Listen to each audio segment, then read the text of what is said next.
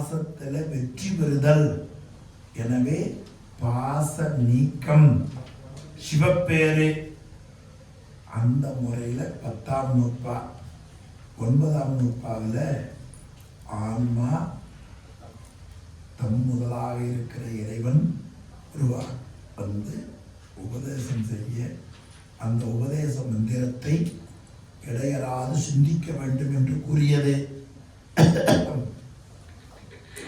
10ஆம் நூற்பாவில் சிந்தித்தது மட்டுமல்லாமல் தெளிய வேண்டும் என்று வலியுறுத்துகிறார். மேலும் 9ஆம் நூற்பாவில் ஆன்ம சுத்தி கூறினார். ஆன்ம சுத்தியினுடைய பயன் பாச நீக்கம். அதாவது 10ஆம் நூற்பாவில் பாச நீக்கம் காட்டுகிறார்.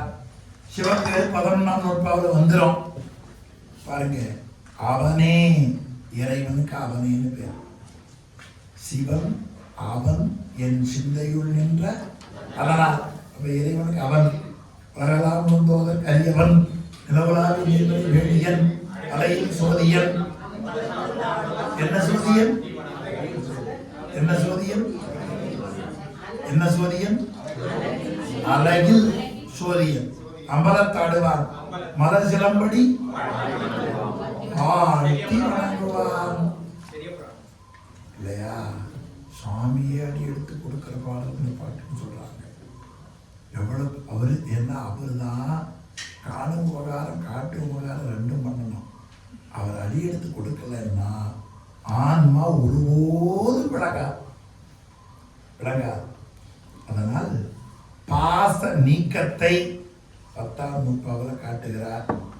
அவனே முதல்வனாகி அவனே தானே ஆகிய அந்நெறி. தானே இறைவன் வேறு சிவன் வேறு உயிர் வேறு என்றில்லாமல் அந்நெறி. அந்நெறியாவது பெத்த நிலையில ஆன்மா விளங்கி தோன்றும், சிவம் உள்ளிருக்கும்.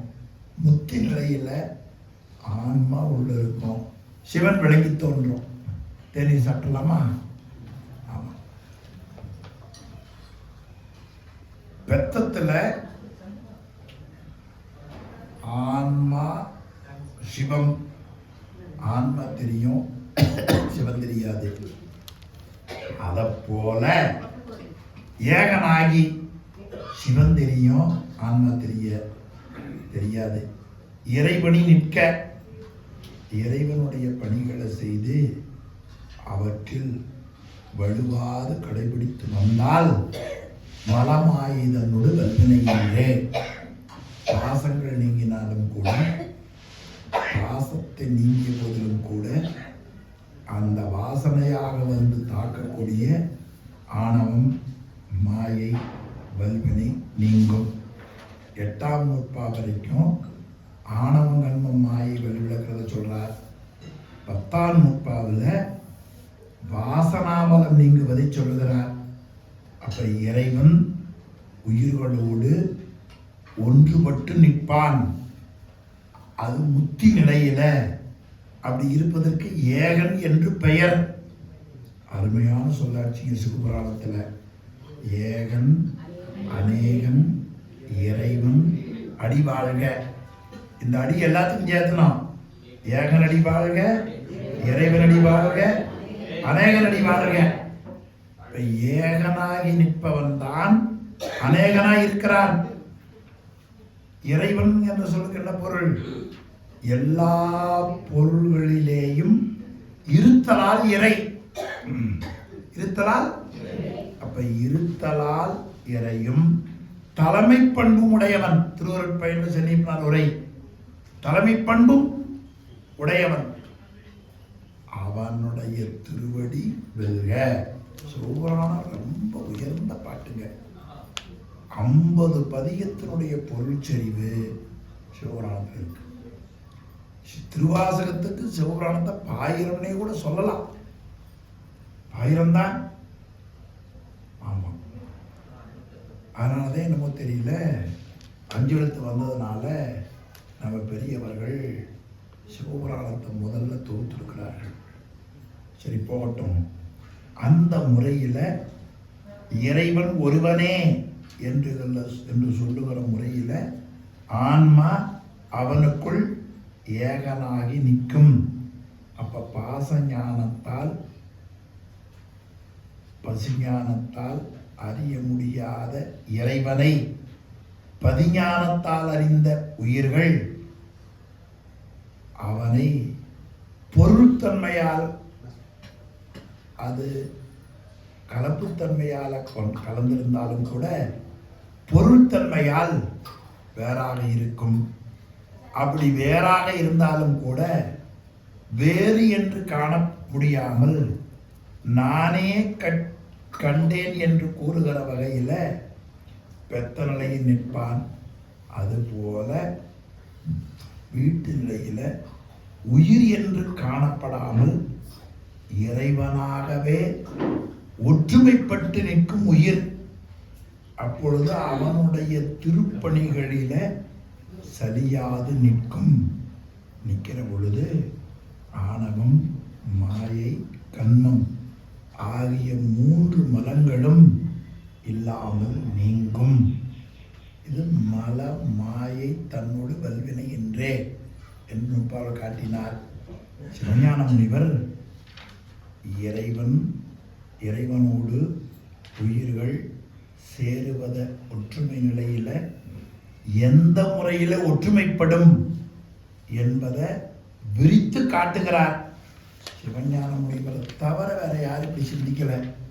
அது 14 வகையில ஒற்றுமைப்படுதல். இப்போ ஒரு குடம் இருக்கு, இந்த குடத்துல பார்த்தீங்கன்னா உள்ள ஆகாயம் இருக்கு.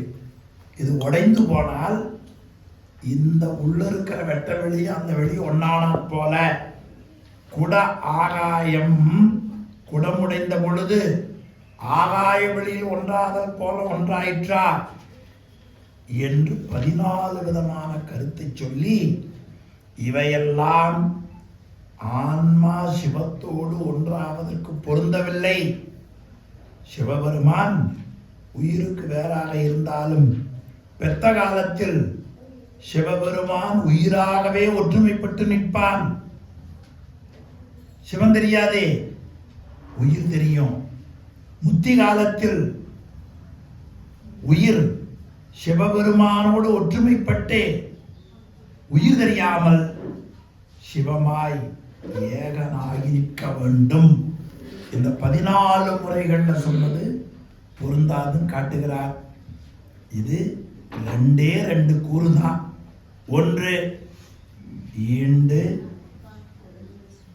இறைவனிடத்தில் ஏகனாகி நிற்க. 2, இறைவனை வலுவாது நிற்க. 2 செய்திதான். ஏகனாகி நிற்க, இறைவனை 2 தான் காட்டுறார். முதல் பாருங்க, ஈண்டு பரமேஸ்வரன் மேலான ஈஸ்வரன் இவ ஆன்மாவாய் நின்ற முறைமையால் ஆன்மாவை தனக்குள்ள அடக்கி ஆன்மா தெரியாம சிவமாயிருப்பான். அப்பொழுது ஆன்மா அவனிடத்தில் ஏகனாகி நிற்க. ரொம்ப அருமையானது. எழுக, ஓடுக, வாழ்க, தமிழ்ல வியங்கோள் வினைமுற்றுன்னு பேர். அது மாதிரி நிற்க ஏகனாகி இறைவனி. ஆமா, என்ன அழகான சொல்ல தெரியுங்களா? அதனால் அதை தவிர வேறு வழி இல்லைன்னு அர்த்தம். நிற்க. அப்போ ஆன்மா, ஆன்மன யாரு? உயிர். அந்த உயிர் ஆணவ மலத்தில் கட்டுண்ட பொழுது கடவுள் தெரிய மாட்டார், ஆன்மா தெரியும். கடவுள் எங்கிருப்பார்? உயிருக்குள்ள மறைஞ்சிருப்பார். அதனால தானே கல்வன் இப்ப பார்த்து போன வெண்பாவில் அவன் என்னவா இருப்பான்? கல்வனா மறைந்திருப்பான். அப்ப எது தெரியும்? ஆன்மா தெரியும், உள்ள இருக்கிற தெரிய மாட்டார். அந்த நிலையில இருப்பது போல மலம் நீங்கிய பொழுது ஆன்மா வேறு காணாமல் முதல்வனாக இருப்பான், ஒற்றுமைப்பட்டே நிற்பான். அப்படி நிற்கிற நிலைக்கு ஏன் சொல்லணும்னா, ஏதே அவ்வாறு நிற்க யான் எனது என்னும் செருக்கறுதல். இதுதாங்க மிகப்பெரிய விஷயம். உலகத்துல தொட முடியாத இடம் இந்த இடம்தான். எப்பேற்பட்ட முனிவர்களும் பிரம்ம விஷ்ணுகளும் சில்பாகிற இடம். என்ன? யான் எனது என்னும் செருக்கு. புராணங்கள்ல விரித்து விரித்து காட்டுகிறார்கள். எத்தனை விரிச்சு எத்தனை கதை போட்டாலும் கடைசியில வேதாளம் முருங்க மதம் ஏறின கதையா நாம் என்ன சொல்லுவோம்? நான் தான் பண்ணேன், என்னடது. இந்த ரெண்டு தான் மிக உயர்ந்தது. வள்ளுவர் அதை மட்டும் எடுத்து காமிச்சார். யான் எனது என்னும் செருக்கறுப்பான் வானோர்க்கு உயர்ந்த உலகம், தேவர்களுக்கு மேலான உலகத்தை பெறுவார்கள். வள்ளுவர் காவி வேட்டி போட்டாரா வெள்ளை வேட்டி போட்டாரும் பிரச்சனை இல்லை. அவர் காவி போட்டாலும் சரி, வெள்ளை போட்டாலும் சரி, சந்தர்ப்பமா கோவணம் கட்டினாலும் சரி, அவர் சொன்னது என்ன? யான் எனது என்னும். அதை எப்படி அறுக்கிறது? அதுக்கு மட்டும் உபாயம் தான் சொல்லுங்க. சாந்தலிங்க சுவாமியினுடைய பாடல் ஒன்று சொல்லுவார். எச்சமயத்தோர் எவ்வகை நெட்டை கூறினும் சம்மதமே என குந்தி பெற, தற்போதம் மாய்க்கு மேல் உந்தி பெற. இந்த யான் எனது செருக்கு அற்றார் ஒழிய இறைவனுடைய திருவடியை அடையவே முடியாது. ஆகலாம். ஆக நீ இறைவனுடைய திருவடி அடையணும், என்ன பண்ணி ஆகணும்? ஆமா, போலீஸ் பிட்டாங்கன்னா அவன் சொன்ன வெயிட்ல நிக்கணும். ஏன்னா யாரும் போலீஸுக்கு பணம் எடுத்துப்பானா? இங்கிருந்து அங்க போறக்குள்ள திருவிட பக்கத்து நாட்டுக்கே போயிடுவான். சில வேலைகளுக்கு ஃபிட்னஸ் கேட்குறாங்க இல்லையா? அது மாதிரி உபதேசம் பண்றவங்களுக்கு என்ன ஃபிட்னஸ்ஸு? பதியை பற்றி, பசுவை பற்றி, பாசத்தை பற்றி பிரமாணமாகவும் இலக்கணமாகவும் தெரிந்து பசுவாகிய உயிர் பாசத்தை விட்டு பதி அடைதல் முத்தி என்பதை ஆராய்ச்சி அறிவாலையும் அனுபவ அறிவாலையும் உணர்ந்தவர் தான் உபதேசத்துக்கு ஃபிட்னஸ். யான் எனது என்னும் செருக்கு. யான் அகப்பற்று, எனது புறப்பற்று. இந்த ரெண்டும் நீங்க வேண்டும். அதுதான் இதுல புதிதா ஒன்று காட்டுகிறார். நல்ல பகுதி. அதாவது பேரின்பத்தை நுகருகிற பொழுது அந்த பேரின்பத்தை நுகருகிற ஆன்மா, அதுக்கு ஞாதிருன்னு பேர். அதை அறியக்கூடிய அறிவு ஞானம்னு பொருள். அறியப்படுகிற பொருள் ஞேயம். ஞாதிரு, ஞானம், ஞேயம். அறியப்படுகிற ஆன்மா, அறிவு, அறியப்படுகிற பொருள். பல நேரம் இது குழப்பமாயிரும். எது ஞாதிரு, எது ஞானம், எது ஞேயம் என்று இந்த மூணுக்கும் திரிபுடை ஞானம் என்று பெயர். அப்ப செருக்கு காரணமா ஆன்மாவுக்கு அந்த நிலை வரும். அது ஆணவ மலம். ஆணவ மலம் ஒன்றுதான் சிவத்தோடு ஒற்றுமைப்பட்டு நிற்க இயலாமல் தடுக்கிறது. பெத்த காலத்துல ஆணவ மலம் ஆன்மறிவை சிவத்தில இருந்து பிரித்து நிற்கக்கூடியதாக இருக்கிறது. முத்தி காலத்துல ஆணவ மலம் வலியிழந்தாலும் கூட அது வாசனாமலமாக நின்று திரிபுடி ஞானத்தை நமக்கு கொடுக்கும். எனவே திரிபுடை ஞானம் இருக்கும் வரை இறைவனுடைய திருவடியில் சேர முடியாது. அப்படி ஒன்று சேர முடியாதபடி சிவானந்தத்தை அடைய முடியாமல் தடுப்பதே மலவாசனை. எனவே அது நீங்க ஏகனாகி இறைவனை நிற்க வேண்டும்னார். எடுத்துக்காட்டு வேண்டும் ஒண்ணுதான். நான் அவன் என்று எண்ணினாருக்கு நாடும் குளம் உண்டாதல்.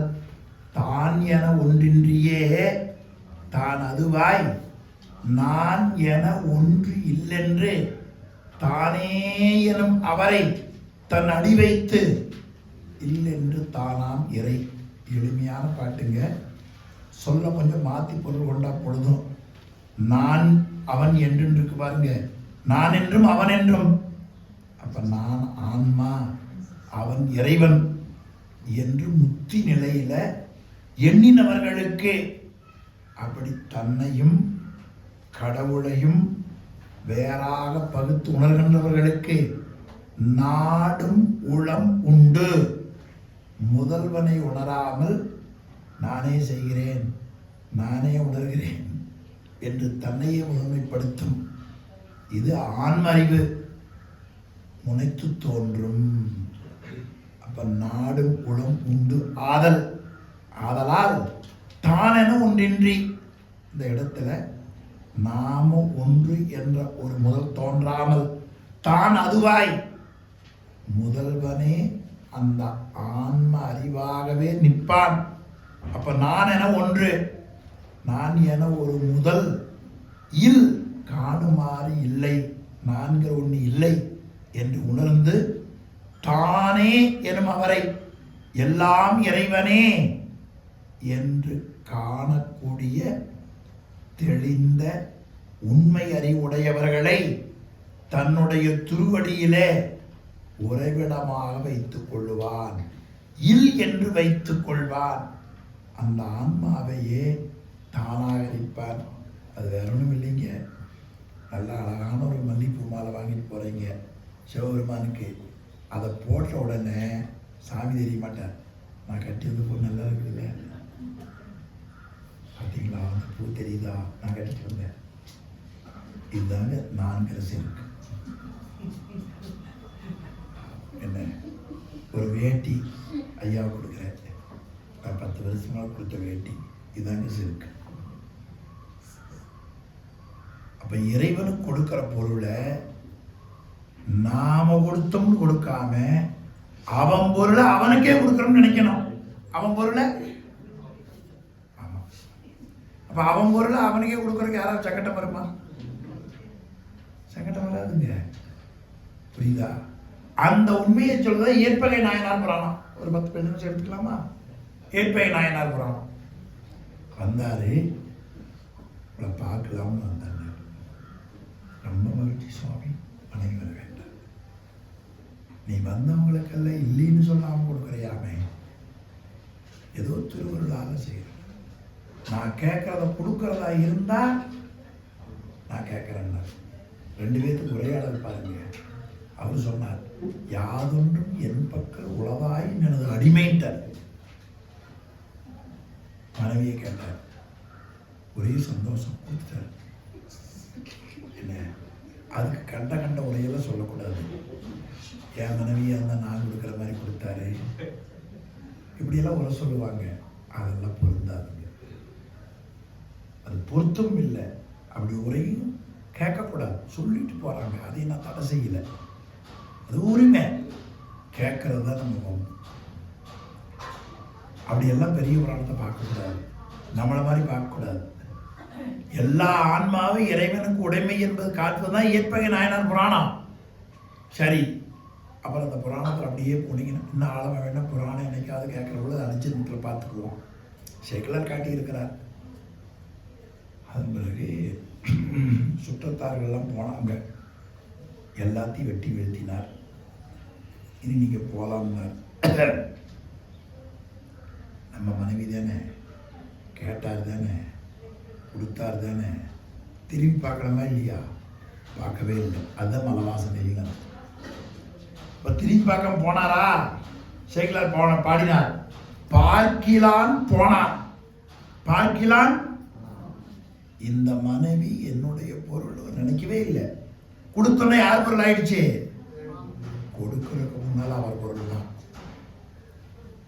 அதனால ஒரு ஆடை வாங்கினா, என் ஆடை சாமிக்கு சாத்திக்கிறோம்னு நினைச்சீங்கன்னா வாசனை வரும். ஏன்? எல்லா பொருளும் அவனது தானே. அப்ப நீ எந்த பொருளை வாங்கி கொடுப்பேன்? 800 ரூபாய் படிச்சதுல ஏகன் ஆகினா நீ கொடுத்த பொருள் தெரிஞ்சா போச்சு, செருக்கு வந்துடும். எவ்வளவு முக்கியம் பார்த்தீங்களா இல்லையா? அதனால எல்லாம் சிவன் செயல், எல்லாம். அதுதான் பலவிதமான துன்பத்திற்கு ஆளாகி திருப்பதியை வந்தவுடனே எல்லாம் சிவன் என்ன நின்றாய் போற்றி என்று வணங்கினார் திருநாவுக்கரசர். இப்ப யான் எனது என்பது ரொம்ப முக்கியமானது. 164 2வது பத்தி பாருங்க.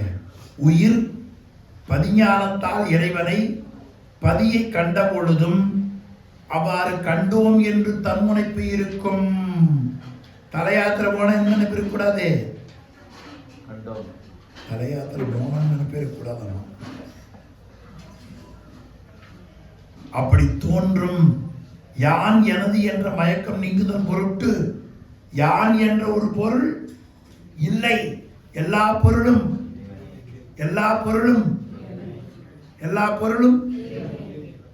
இறைவன், எல்லா பொருளும் இறைவனுக்கே அல்ல, இறைவனே. இறைவனுக்கேன்னு இந்த பொருள் வேற, இறைவன் வேற. இதுவே என்ன? எல்லா பொருளும் இறைவனே என்ற அறிவு உயிரிடத்தில் தோன்றுதல். இது எந்த ஜென்மத்தில் வரும்னு தெரியல, எந்த ஜோசியார்கிட்ட கேட்டா சொல்லுவாருன்னு தெரியல இல்லையா?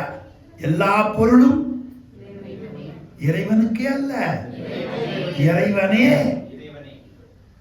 இதுதான் ஏகனாகி நிற்றல்.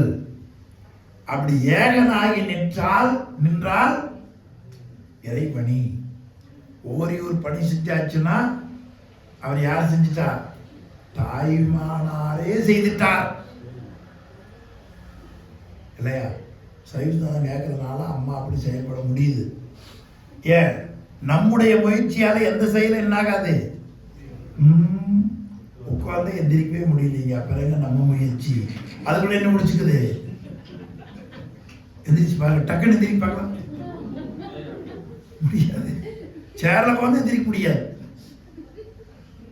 இந்த ஆன்ம முயற்சி. எனவே எல்லாம் இறைவன் என்று எடுக்க வேண்டும். அங்க இறைவன் நான் பார்த்தேன்னா, இறைவன் நான் பார்த்துட்டேன் அப்படின்னு என்னாச்சு? பார்க்கிற நீ, பார்க்கப்படுகிற பொருள், பார்ப்பதால் உண்டாகக்கூடிய இன்பம், காண்பான் காட்சி காணப்படுபொருள், இந்த மூணும் இருந்தால் திரிபுடை ஞானம். அதுல நீ இறைவன் திருவடியை சேர். இந்த இடத்தை யாருமே மிகண்டாரத்தவரை தொற்ற முடியாது. ஏகனாகி இறைவனை நிற்றல். நீ ஏகனாகிற பொழுது இறைவனை நிற்பாய். அது வலுவாது நிற்க. வலுவாதுன்னா என்ன? விடாம கடைபிடிக்கணும். வலுவாதுன்னா என்ன? ஆமா. அப்படி வலுவாது நின்றவர்கள் யாரு? அருவான்மை நாயன்மார்கள் தான். ஒருத்தர் சாப்பிடாம சிறுத்தொண்ட நாயனார் சாப்பிட மாட்டாங்க. ஒருத்தருடைய துணி துவைக்காம ஒரு நாள் கழியாதான்.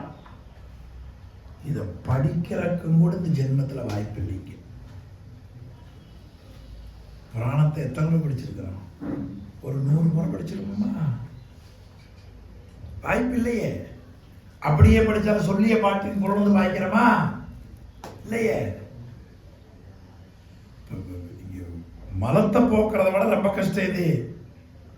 வாசனா மலத்தை போக்குறது. மலத்தையாவது இது பண்ணி தொலைச்சிடலாம். ஆனா வாசனா மலம்னா தெரியுமுங்க, கொஞ்சம் பருப்பொருளுங்க. வாசனா மலம் அதை விட நுண்பொருள். ஆணவ மலமே நுண்பொருள் தான், பருப்பொருள் இல்லை. ஆனா வாசனா மலத்தை நோக்க ஆணவ மலம் பரு, ஆணவ மலத்தை நோக்க வாசனா மலம். மிகப்பெரிய பயிற்சி இல்லாம வாசனா மலத்தை என்ன பண்ண முடியாது? ஒழிக்கவே முடியாது. அதுக்கு என்ன ஆகணும்? ஏகனாகணும். ஏகனாகத்தான் போவோம்.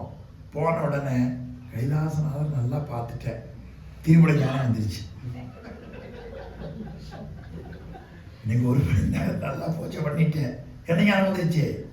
பூசை பண்ண நெய், பூசை ஏத்துட்ட கடவுள், அதனால கிடைத்த பயன். இதுதான் வாசனாமலம்னு பேர். இந்த வாசனாமலம் இருந்தால மீண்டும் பிறப்பு காரணமாயிரும். எனவே அது தாக்காம இருக்கணும்னா இறைவனி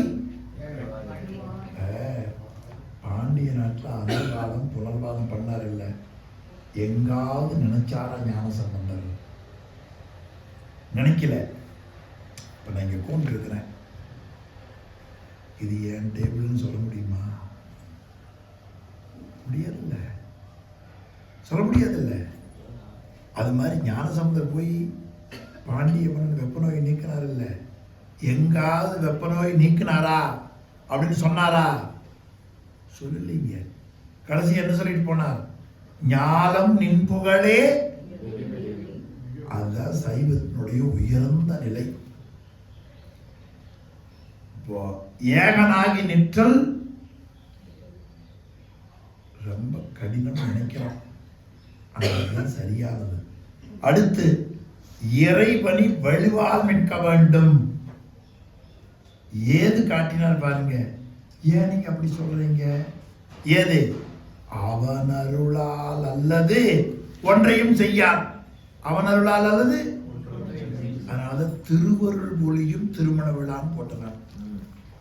அவன் அருள், அவனன்றி ஒரு அணுவும் அசையாது. அவனன்றி, இதான் அது பொருள். அவனன்றி எந்த ஒரு இயக்கம் எதனால் நடக்குது?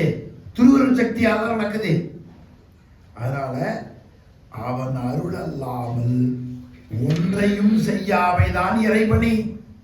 இப்ப எந்த பணி செஞ்சாலும் யாருடைய அருள்? எங்கீங்க வருது? பாடம் சொல்ற போதே வரமாட்டேங்குத.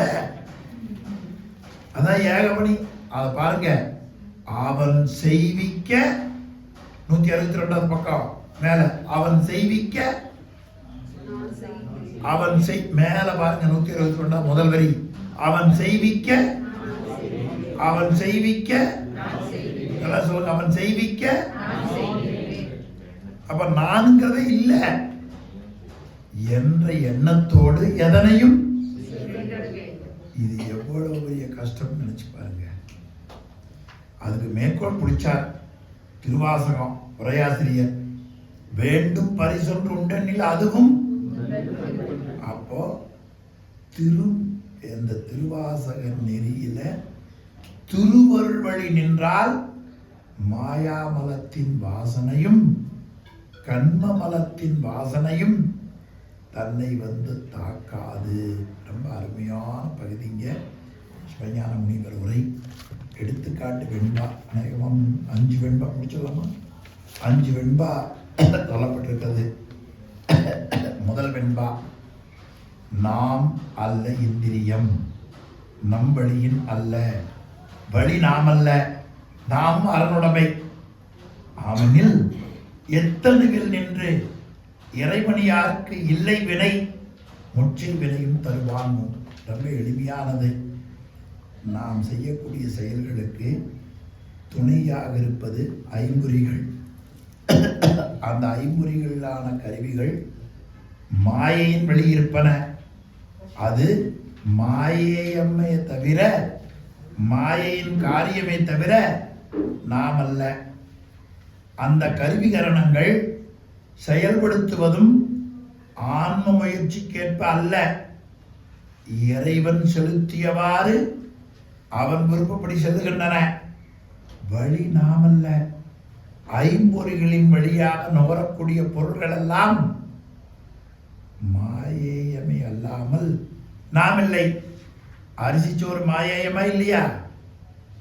பருப்பு வடை மாயேயம், மாயையின் காரியம். எனவே அவையெல்லாம் நாம் அல்ல, இவையெல்லாம் நாமும் அரணுடைமை. அப்ப வினைகளை சம்பாதித்து வினைகளை அனுபவித்து வரக்கூடிய நம்முடைய அறிவும் நம்முடைய செயலும் இறைவன் இயக்க இயங்குகிறோம். இறைவன் எதுக்காக எந்த முறையில் இயக்குகிறான்? அவரவர் வினை வழி அவரவர் அனுபவம். அப்படி இயங்குகிறார். நமக்கென்ற சுதந்திரம் இல்லை. ஆமனில் ஆம்னா இந்த உண்மையை நாம் உணர்ந்தால் எத்தனைவில் நின்று தந்தன உடம்பு, நீ மனுஷனா பிறந்தா என்ன, எறும்பா பிறந்தா என்ன, யானையா பிறந்தா என்ன, எந்த செய்தாலும் இறைபணியாளர்களுக்கு, இறைபணியை செய்கிற அடியவர்களுக்கு எந்த உடம்பில் நின்று எந்த செயலை செய்தாலும் அந்த உடம்புள்ள ஆன்மாவுக்கு பந்தம் ஏற்படாது. மேலும் இறைவன் அந்தந்த உடம்பில் இருக்கிற பொழுது முன் செய்த பிரார்த்தனையை இறைவன் கூட்டுவிப்பான். அது அனுபவிக்கிற அளவில் அது நில்லாமல் போய்விடும். முச்சை வினையும் தருவான் என்று ரொம்ப அருமையான பகுதி 162, 63வது பக்கம். ஒரு முறைக்கு இருமுறை படிங்க. 164வது பக்கம் பாருங்க. சிவபெருமான் அருள்வழி நிற்கும் தன்மை உடையவர்களை அன்றி தனித்து நிற்கும் தன்மை உடைய அல்லேம் என்று உணர வேண்டும். அப்ப நாம இயங்கிறது இல்லை, இறைவன் இயக்க. அவன் இறைவன் தன் சொந்த விருப்புக்கு ஏற்ப இயக்கிறது இல்லை, நம்முடைய வினைக்கு ஏற்ப அவன் இயக்குகிறான். இரண்டாவது அருமையான வெண்பா. யார் இறைவனை சாருகிறார்களோ அவர்களை இறைவன் காப்பாற்றுவான். அப்படி சாராதவர்களை வினைகளை கொடுத்து பிறகு அனுபவித்த பிறகு அவரை காப்பாற்றுவான். சார்ந்தாரிடத்தில் வெறுப்பும் சாராதரிடத்தில் வெறுப்பும் இல்லாதவன், எனவே அவன் சலம் இல்லாதவன், வஞ்சனை இல்லாதவன். பாருங்க இரண்டாவது வெண்பா. சார்ந்தாரை காத்தல் தலைவன் கடல். யார் தன்னை அடைக்கலம் என்று சேருகிறார்களோ அப்படி அடைக்கலமாக சேர்ந்தவர்களது துன்பத்தை போக்கி பாதுகாத்தல் தலைவருடைய கடமை. ஆனதால் சார்ந்தாரை காத்தும் தன்னை யார் அடைந்து வழிபடுகிறார்களோ அவர்களை பாதுகாத்தும் சலநிழலாய், சலம்னா வஞ்சனை, வேறுபாடு, கோட்டம், அது இல்லாதவனாய் சார்ந்த அடியார்தாம் தானா செய்து தன்னை வழிபடுகிற அன்பர்களை தானாக செய்வான். ஏனையோரை பிரதங்கள் யாரு? சார்ந்தார் அல்லாமல் இருப்பவர்களை வினைதான் கொடுத்து அவரவர்கள் செய்த வினை, பிரதங்கள் வினை, அந்தவர்கள் செய்த வினை பயன்களை தான் கொடுத்து அவர்கள் அனுபவிக்குமாறு தான் கொடுத்து ஆய்ந்து ஆர் முன் செய்வினையும் ஆங்கு. யார் யார் என்னென்ன வினை செய்தார்களோ அந்த வினையை ஆராய்ந்து அவரவர்களுக்கே கொடுப்பான், அவரவர்களுக்கே கொடுப்பான். ரொம்ப முக்கியமான பகுதி 165வது பக்கம் 2வது பத்தி. 1, 2, 3, 4, 5வது வரி பாருங்க. சிவபெருமான் கிடைச்சதா? பிறரை விட்டு விட்டு தம்மை சார்ந்தவரை, சிவபெருமான் பிறரை விட்டு விட்டு, சிவபெருமான் பிறரை விட்டு விட்டு அதனால் நடுநிலை நீங்கினவர் அல்ல. தம்மை சார்ந்து இறைவனை நிற்பாரை தாமேயாக ஆக்கி துன்பம் வராமல் இறைவனை நிற்காத பிறரை ஆகாமியவனை ஒழுங்கு செய்து அவர்களையே நுகருமாறு. அப்ப 2 பேர், இறைவனை நிற்போர், இறைவனை நிற்போரை தாமாக செய்வார். இறைவனை நிற்காதவரை வினையை கொடுத்து கழிக்க செய்து தானாக செய்வார். இது 2வது வெண்பா.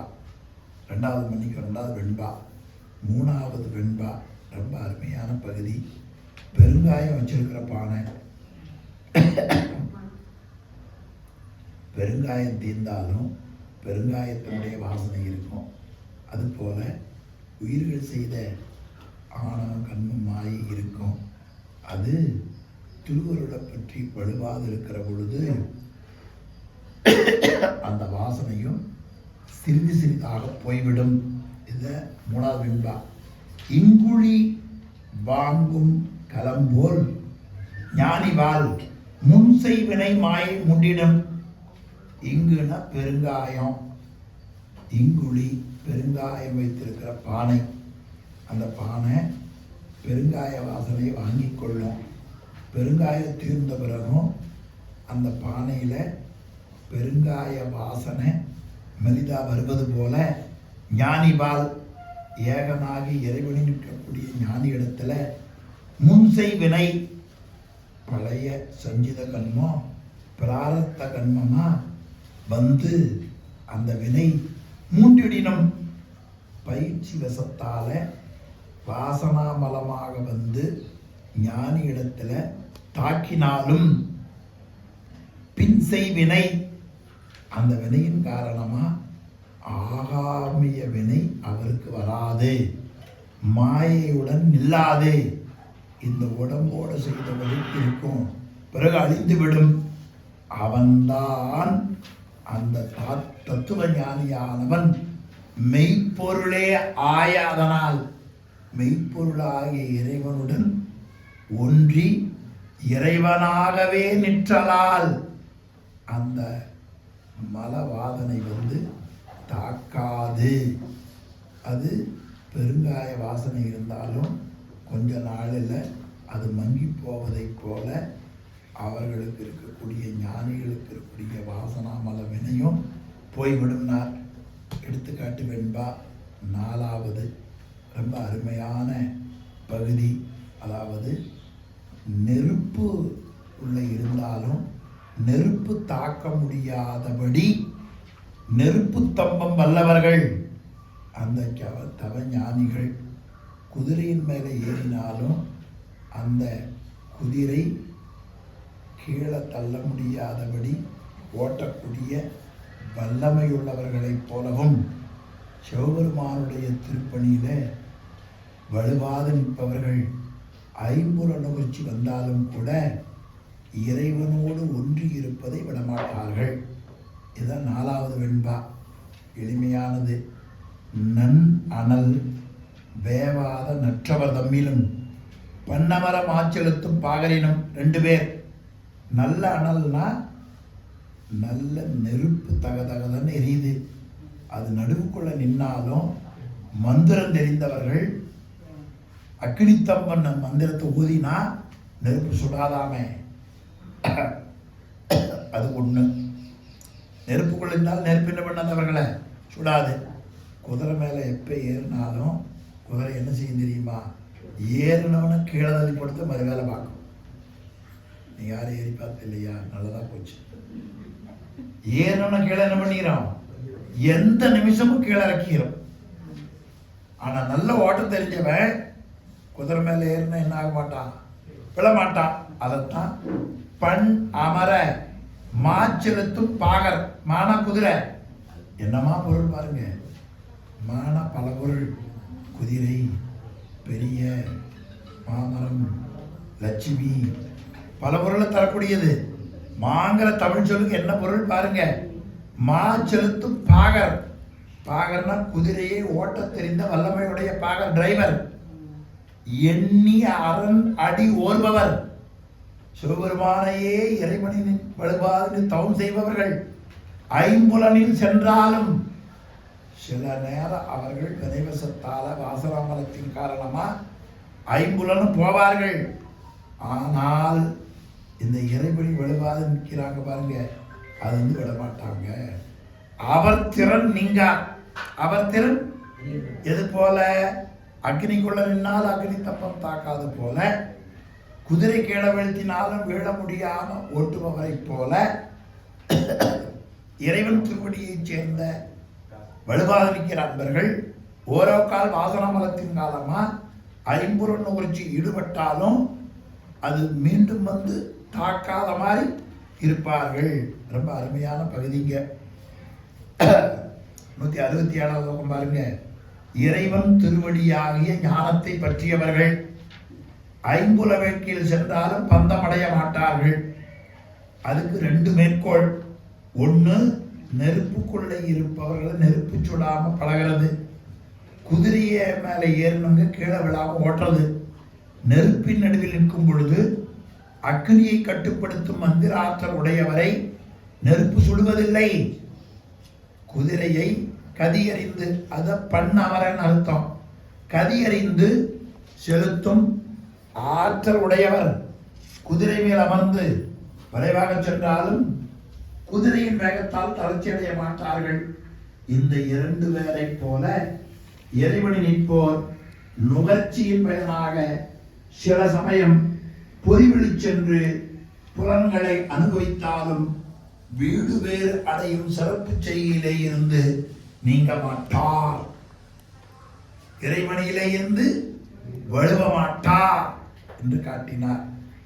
அடுத்து ஒரு எளிமையான வெண்பா, அவர்கள் ஐம்புலன்களில் சேரமாட்டார்கள் என்பதற்கு ஏற்ப ஒரு வெண்பா காட்டுகிறார். சதசத்தாம் மெய்கண்டான் சத்து அருளில் காணின் இதமித்தல் பாசத்தில் இன்றி கதமிக்கு எரிகதிரின் முன்னிருள் போல் ஏலா அசத்தின் அருகணையார் சொத்தனைவார் ஆண்டு. இறைமணி வலுவா நிற்பவர்கள் எப்படி இருப்பார்கள்னு கேட்டாங்க. நல்ல எரிகிற நெருப்பு, அந்த நெருப்புக்கு முன்னால இருள் போகாதே, அது போல திருவருளோடு இறைவனி வலுவாது நின்றவர்கள் ஐம்புல புலத்தின் காரணமா அதுல போய் சேர மாட்டார்கள். எது போல எரிகிற நெருப்புல என்ன போகாது, இருட்டு போகாதை போல சதசத்தா மெய்கண்டான். சதசத்து ஆன்மாவுக்கு ஒரு பெயர். எந்த நூற்பாவை பிடிச்சோம்? 7ஆம் நூற்பா. சதசத்து ஆன்மா. அப்போ தான் சதசத்து. சதசத்தின் ஏன் பெயர் வந்தது? சார்ந்ததன் வண்ணமாக இருப்பதால் சதசத்து. அசத்தோடு சேர்ந்தா அசத்து, சத்தோடு சேர்ந்தா சத்து. அப்ப அசத்தும் இல்லை சத்தும் இல்லை, அசத்து. அப்படி சதசத்தாம் என்ற மெய்யை உணர்ந்த ஆன்மா மெய்கண்டான் சத்து அருளில் காணின். சத்தாகிய முதல்வனுடைய அருளால் எல்லாவற்றையும் காண்பானே, ஆனால் பாசத்தில் இதமித்தல் இல்லை. பாசமாய் அசத்தில், இதம்னா விருப்பம் அர்த்தம், அவன் பற்றுக்கொள்ள மாட்டான். அப்ப எதனோடு பற்றெடுப்பான்? சத்து அனைவர் சத்தாகிய முதல்வனோடு கூடியிருப்பார்கள். சத்து அனைவர் எது போல ரொம்ப அருமையா பாருங்க. மிக்கு எரிகதிரின் முன் இருள் ஏலா. நல்ல திகு திகு திகு நெருப்பெரியுது, அது பக்கத்துல இருட்டு போகுமா? எரிகதிரின் முன் இருள் ஏலா. அது போல இந்த இறைவனை வலுவாது நிற்றவர்கள் அசத்தின் அருகணையார் அசத்தாகிய ஐம்புலங்களிடத்திலே சேரமாட்டார்கள் என்று அருமையா காட்டினார். 168வது பக்கம் பாருங்க. அசத்தாகிய உலகியல் பொருள்களோடு சேர்ந்து அசத்தாகவும், சத்தாகிய சிவனோடு சேர்ந்து சத்தாகவும் இருப்பது உயிர். அதான் சதசத்துன்னு பேர்.